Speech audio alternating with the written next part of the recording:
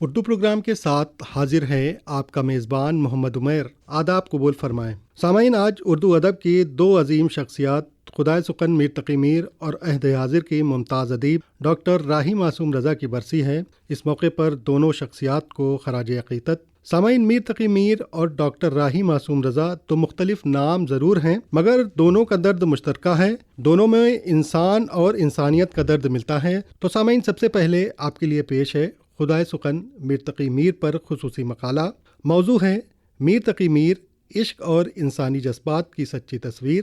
مقالہ نگار ہیں نغمہ انوار۔ لفظ و معنی کے جادوگر، خدائے سخن کہے جانے والے اردو کے سب سے بڑے اور بے مثال شاعر جناب میر تقی میر کی غم انگیز لئے اور حساس ان کی شاعری کا اصل ہے۔ ان کا غم دکھاوٹی بے چینی اور بے صبری کا اظہار نہیں، بلکہ مسلسل تجربوں اور ان کی صوفیانہ رد عمل کا نتیجہ ہے، جس کی وضاحت وہ درد مندی سے کرتے ہیں۔ غم کے احساس کی اس پاکیزگی نے میر کی شاعری کو نئی اونچائی حاصل کرائی ہے۔ خدائے سخن میر تقی میر کی یوم وفات پر خراج عقیدت ہم پیش کرتے ہیں۔ میر تقی میر کا اصل نام محمد تقی تھا۔ ان کے والد علی متقی اپنے زمانے کے صاحب کرامت بزرگ تھے۔ میر تقی میر سن 1723 میں آگرہ میں پیدا ہوئے۔ ان کا اصل نام محمد تقی تھا اور میر ان کا تخلص۔ میر کی عمر جب 11 برس کی تھی، ان کے والد کا سایہ ان کے سر سے اٹھ گیا۔ والد اور اپنے خیر خواہ امان اللہ کی موت نے میر کے ذہن پر غم کے دیر تک رہنے والے نشان تراش دیے، جو ان کی شاعری میں اکثر ملتے ہیں۔ والد کی وفات کے بعد ان کے سوتیلے بھائی محمد حسن نے ان کے سر پر ہاتھ نہیں رکھا۔ بے بسی کی حالت میں تقریباً 14 برس کی عمر میں وہ دلی آ گئے۔ دلی میں شمس الدولہ امیر الامراء ان کے والد کے چاہنے والوں میں سے تھے۔ انہوں نے ان کے لیے روزانہ 1 روپیہ مقرر کر دیا، جو ان کو نادر شاہ کے حملے تک ملتا رہا۔ شمس الدولہ نادر شاہی قتل و غارت میں مارے گئے۔ آمدنی کا ذریعہ بند ہو جانے کی وجہ سے میر کو آگرہ واپس جانا پڑا، لیکن اس بار آگرہ ان کے لیے پہلے سے بھی بڑا عذاب بن گیا۔ کہا جاتا ہے کہ وہاں ان کو اپنی ایک رشتہ دار سے عشق ہو گیا تھا، جسے ان کے گھر والوں نے پسند نہیں کیا اور ان کو آگرہ چھوڑنا پڑا۔ وہ پھر دلی آئے اور اپنے سوتیلے بھائی کے ماموں اور اپنے وقت کے دانشور سراج الدین آرزو کے پاس ٹھہر کر تعلیم حاصل کی۔ نقاط الشعراء میں میر نے ان کو اپنا استاد کہا ہے، لیکن ذکر میر میں میر ظفر علی عظیم آبادی اور امروہہ کے سعادت علی خان کو اپنا استاد بتایا ہے۔ بعد میں سعادت علی خان نے ہی میر کو ریختہ لکھنے کے لیے حوصلہ افزائی کی۔ میر کے مطابق خان آرزو کا رویہ ان کے ساتھ اچھا نہیں تھا اور وہ اس کے لیے اپنے سوتیلے بھائی کو ذمہ دار ٹھہراتے ہیں۔ وہ ان کے رویے سے بہت پریشان تھے۔ ممکن ہے کہ آگرہ میں میر کی عشق بازی نے ان کو آرزو کی نظر سے گرا دیا ہو۔ اپنے اس عشق کا ذکر میر نے اپنی مثنوی خواب و خیال میں کیا ہے۔ میر نے زندگی کے ان تلخ تجربات کا گہرا اثر لیا اور ان پر جنون کی حالت پیدا ہو گئی۔ کچھ وقت بعد دوا علاج سے جنون کی شدت تو کم ہوئی، مگر ان تجربات کا ان کے ذہن پر دیر تک اثر رہا۔ میر نے خان آرزو کے گھر کو الوداع کہنے کے بعد اعتماد الدولہ قمر الدین کے نواسے رعایت خان کی مصاحبت اختیار کی اور اس کے بعد جاوید خان خواجہ السرا کی حکومت سے وابستہ ہوئے۔ اسد یار خان بخشی نے فوج میں میر کا حال بتا کر تکلیف نوکری سے معافی دلا دی۔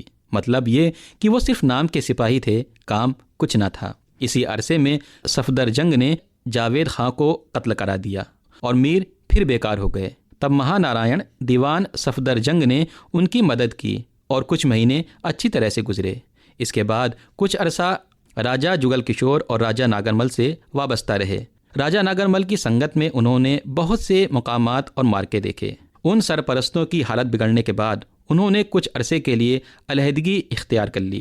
جب نادر شاہ اور احمد شاہ کی خونریزی نے دلی کو اجاڑ دیا اور لکھنؤ آباد ہوا تو نواب آصف الدولہ نے انہیں لکھنؤ بلا لیا۔ میر لکھنؤ کو برا بھلا کہنے کے باوجود وہیں رہے اور وہیں تقریباً 90 برس کی عمر میں انتقال فرما گئے۔ میر نے اردو کے 6 دیوان مرتب کیے، جن میں غزلوں کے علاوہ قصیدے، مثنویاں، رباعیاں اور وسوخت وغیرہ شامل ہیں۔ نثر میں ان کی 3 کتابیں نقاط الشعراء، ذکر میر اور فیض میر ہیں۔ ان کا ایک فارسی دیوان بھی ملتا ہے۔ میر کی نازک مزاجی اور بد دماغی کے قصے محمد حسین آزاد نے حسب عادت چٹخارے لے کر بیان کیے ہیں۔ جو بیشتر قدرت اللہ قاسم کی کتاب مجموعہ نغز اور ناصر لکھنوی کے خوش مار کے زیبا سے لیے گئے ہیں۔ اس میں کوئی شک و شبہ نہیں ہے کہ شروعاتی جھٹکوں اور عوارض کا کچھ نہ کچھ اثر میر پر بعد میں بھی باقی رہا، جس کا ثبوت ان کی شاعری اور تذکرے دونوں میں ملتا ہے۔ میر نے تمام صنف و سخن میں ہاتھ آزمایا، لیکن ان کا خاص میدان غزل ہے۔ میر کے یہاں زندگی کا ایک جوش پایا جاتا ہے۔ ان کے غم میں بھی ایک طرح کی گہما گہمی ہے۔ غم کے احساس کی اس پاکیزگی نے میر کی شاعری کو نئی اونچائی بخشی ہے۔ فنکارانہ سطح پر ان کے شعر میں الفاظ اپنے سیاق و سباق اور مضمون سے پوری طرح ہم آہنگ ہوتے ہیں۔ ان کے الفاظ میں نرم احساسات کا رسیلا پن ہے۔ ان کے شعروں میں پیکر تراشی اور سوچ بھی اعلیٰ سطح تک پہنچی ہوئی ہے۔ میر کو شعر میں ایک خاص صوتی ماحول پیدا کرنے کی خاص مہارت ہے۔ ان کے شعروں میں ہر لفظ موتی کی طرح جڑا ہوتا ہے۔ میر اپنے قاری کو ایک طلسم میں جکڑ لیتے ہیں اور ان کے جادو سے نکل پانا مشکل ہوتا ہے۔ میر کی شاعری سادگی، سوز و گداز اور داخلیت کا آئینہ دار ہے۔ انہوں نے عشق کو محض محبوب تک محدود نہیں رکھا، بلکہ اسے انسانی وجود کا ذریعہ بنا دیا۔ ان کے اشعار میں درد کی گہرائی اور احساس کی شدت نمایاں ہے۔ چند مشہور اشعار ملاحظہ ہوں۔ میر کے دین و مذہب کو اب پوچھتے کیا ہو، ان نے تو قشقہ کھینچا دیر میں، بیٹھا کب کا ترک اسلام کیا۔ ان اشعار میں سادگی کے ساتھ جذبات کی جو شدت ہے وہ میر کا خاصہ ہے۔ میر اپنی سہل شاعری میں کوئی جوڑ نہیں رکھتے۔ جس سچائی اور آسانی کے ساتھ وہ مضامین بیان کرنے کی قوت رکھتے ہیں، اس کی مثال مشکل ہی سے ملتی ہے۔ میر نے لکھا، نازکی ان کی لب کی یہ کیا کہیے، پنکھڑی گلاب کی سی ہے۔ اس شعر میں میر نے بڑی معصومیت اور سادگی کے ساتھ اپنے محبوب کے حسن کی تعریف بیان کی ہے۔ ظاہر ہے کہ حسن کی تعریف کے بیان میں محبوب کے ہونٹوں کا بیان بہت اہم چیز ہے۔ ایک شعر میں میر کہتے ہیں کہ کوئی تم سا بھی تمہیں کاش ملے، مدعا ہم کو انتقام سے ہے۔ یہاں انتقام کا مطلب چوٹ پہنچانا نہیں، بلکہ طنز کا نشتر چلانے سے ہے کہ محبوب کو اسی کی ہی طرح رویہ کہیں سے واپس ملے۔ جب وہ وہی بے رخی اور ٹھیس جھیلے گا تب اسے اپنی باتوں اور رویے کا اثر سمجھ آئے گا، لیکن جذباتی مقصد محبت ہی ہے جو اسے سبق سکھانے کے لیے آئینے جیسا بدلا چاہتا ہے۔ پتا پتا بوٹا بوٹا حال ہمارا جانے ہے، جانے نہ جانے گل ہی نہ جانے باغ تو سارا جانے ہے۔ میر شعر میں اپنی حالت زار بتا رہے ہیں۔ وہ کہہ رہے ہیں کہ ان کا حال ہر کوئی جان رہا ہے، لیکن ان کا محبوب یا ان کے جو قریب ہے وہ ان کی حالت سے ناواقف ہے، لیکن آس پاس کے لوگ ان کے حالات سے واقف ہیں۔ یہاں ان کا درد اتنا صاف ہے کہ قدرت کی ہر شے اس کی تڑپ کی گواہ بن جاتی ہے، لیکن پھول یعنی محبوب وہی انجان یا بے پرواہ رہتا ہے۔ باغ کا سب کچھ جاننا اور پھول کا نہ جاننا، یہی وصال چاہ اور نظر اندازی کی چوٹ کو تیکھا کر دیتا ہے۔ لفظ و معنی کے جادوگر، بے مثال شاعر میر تقی میر اردو غزل کا وہ نام ہے کہ جو ان کے رابطے میں آ جاتا ہے زندگی بھر وہ ان کا مرید رہتا ہے۔ میر نے ان لوگوں سے بھی داد حاصل کی جن کی شاعری میر سے بہت مختلف تھی۔ ان کی شاعرانہ عظمت کا اس سے بڑھ کر کیا ثبوت ہوگا کہ زمانے کے مزاجوں میں بدلاؤ کے باوجود ان کی شاعری کی عظمت کا سکہ ہر دور میں چلتا رہا۔ ناسک ہوں یا غالب، قائم ہوں یا مصحفی، ذوق ہوں یا حسرت مہانی، میر کے چاہنے والے ہر زمانے میں رہے۔ ان کے انداز کی پیروی نہیں کی جا سکتی، پھر بھی ان کے انداز میں شاعری کرنے کی حسرت ہر دور کے شاعروں میں رہی ہے۔ ناصر کاظمی نے تو واضح طور پر تسلیم کیا ہے، شعر ہوتے ہیں میر کے، ناصر لفظ بس دائیں بائیں کرتا ہے۔ غالب نے بھی میر کی شاعری کو بہت اونچا درجہ دیا ہے۔ غالب لکھتے ہیں کہ ریختہ کہ تم ہی استاد نہیں ہو غالب، کہتے ہیں اگلے زمانے میں کوئی میر بھی تھا۔ غالب کا یہ شعر اس بات کی گواہی ہے کہ غالب میر کی عظمت کو مکمل طور پر تسلیم کرتے ہیں۔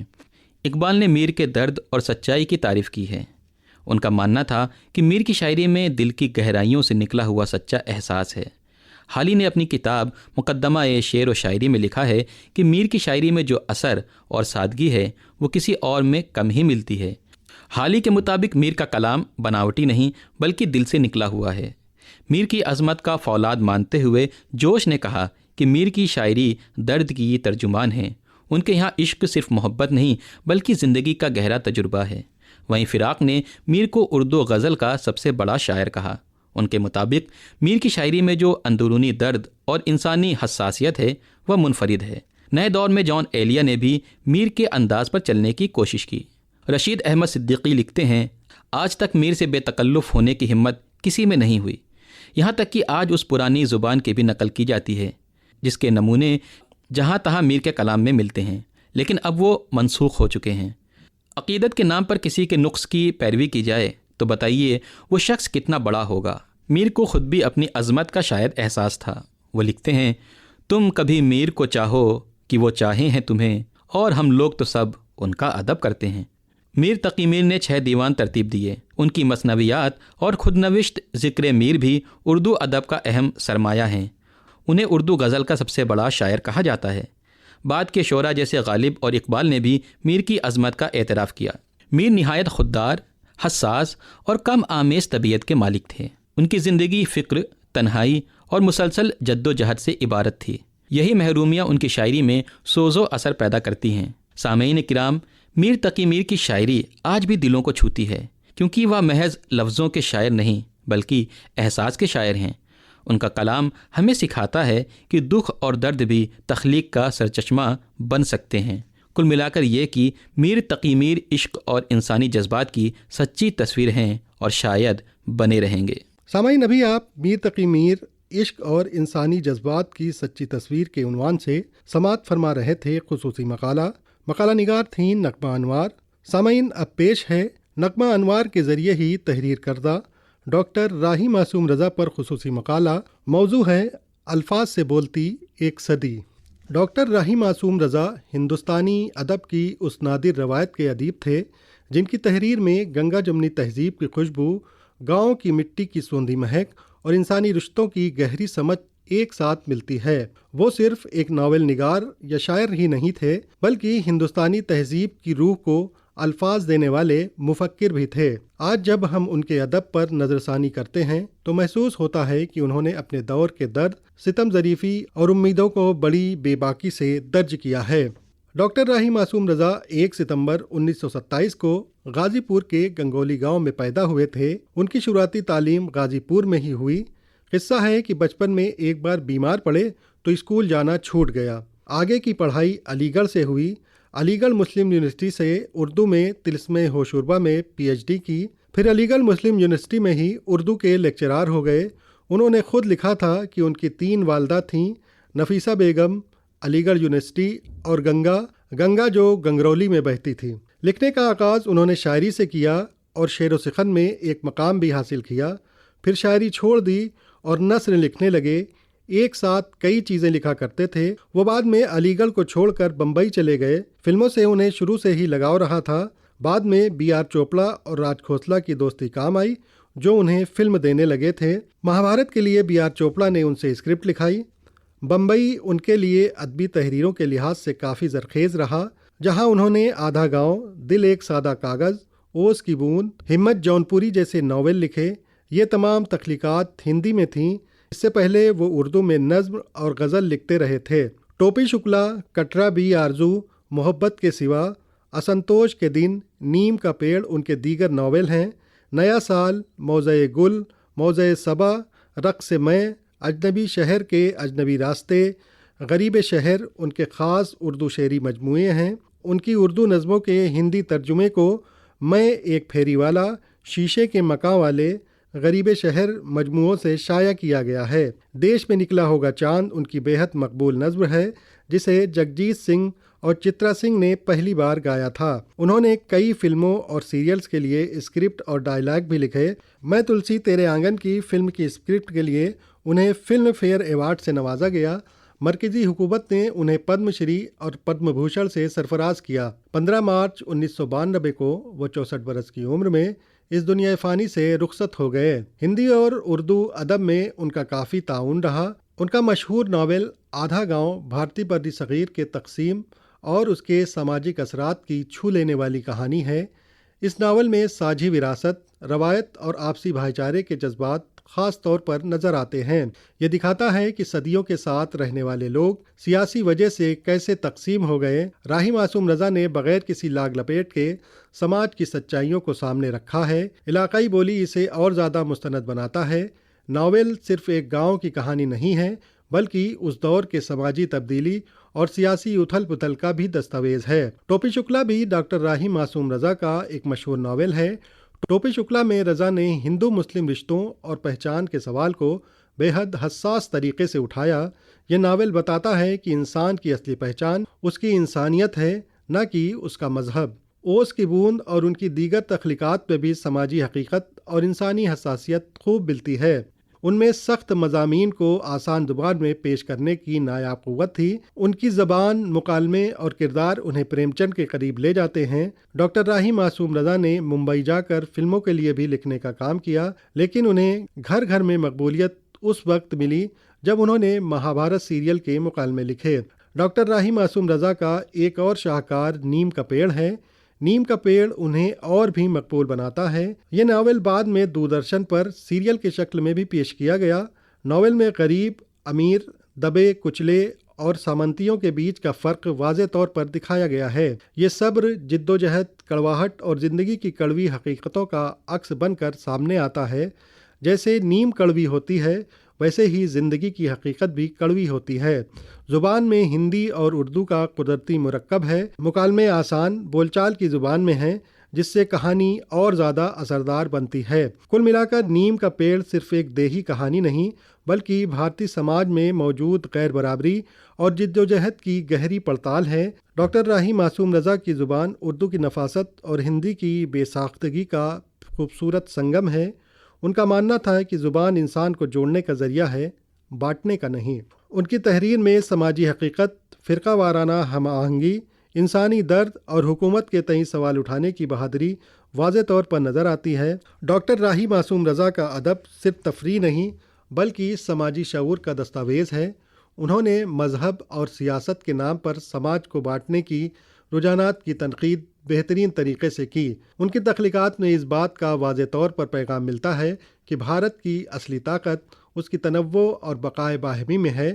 وہ گنگا جمنی ثقافت کے سچے نمائندے تھے۔ آج جب سماج میں مباحثے کی ضرورت پہلے سے زیادہ ہے، تب ڈاکٹر راہی معصوم رضا کی تخلیقات ہمیں یاد دلاتی ہیں کہ ادب کا مقصد صرف کہانی کہنا نہیں، بلکہ سماج کو آئینہ دکھانا بھی ہے۔ ڈاکٹر راہی معصوم رضا ایک ایسے ادیب تھے جنہوں نے الفاظ کے ذریعے سے انسانیت، محبت اور بھائی چارے کا پیغام دیا۔ انہوں نے یہ بھی ثابت کیا کہ سچا ادیب وہی ہے جو اپنے وقت کے سچ کو ایمانداری سے درج کرے۔ ان کی زندگی اور ان کا ادب یہ سکھاتا ہے کہ خیالات کی آزادی اور انسان کی حساسیت ہی کسی سماج کو عظیم بناتی ہے۔ ایک ایسے مصنف کی زندگی کے لیے بہت زیادہ تحقیق کی ضرورت ہے جو عظیم پریم چند کی طرح اردو سے چلے گئے۔ ڈاکٹر راہی معصوم رضا نے اردو اور ہندی کے سنگم پر ایک معیاری ادب فراست کے پیچھے چھوڑ دیا ہے۔ سامعین، ابھی آپ الفاظ سے بولتی ایک صدی عنوان سے سماعت فرما رہے تھے خصوصی مقالہ نگار تھیں نغمہ انوار۔ سامعین، میر تقی میر اور ڈاکٹر راہی معصوم رضا پر ہماری یہ خاص پیشکش آپ کو کیسی لگی؟ آپ ہمیں اپنی رائے سے مطلع ضرور کریں۔ آپ ہمیں ای میل کر سکتے ہیں۔ ہماری ای میل آئی ڈی ہے kkLS urdu@gmail.com۔ آپ ہمیں واٹس ایپ کے ذریعے بھی اپنے تاثرات بھیج سکتے ہیں۔ ہمارا واٹس ایپ نمبر ہے 7991778157۔ نمبر ایک بار پھر سماعت فرمائیں، 7991778157۔ تو سامعین، اسی کے ساتھ آج کا یہ اردو پروگرام یہیں پر اختتام پذیر ہوتا ہے۔ اپنے میزبان محمد عمیر کو دیں اجازت۔ آداب۔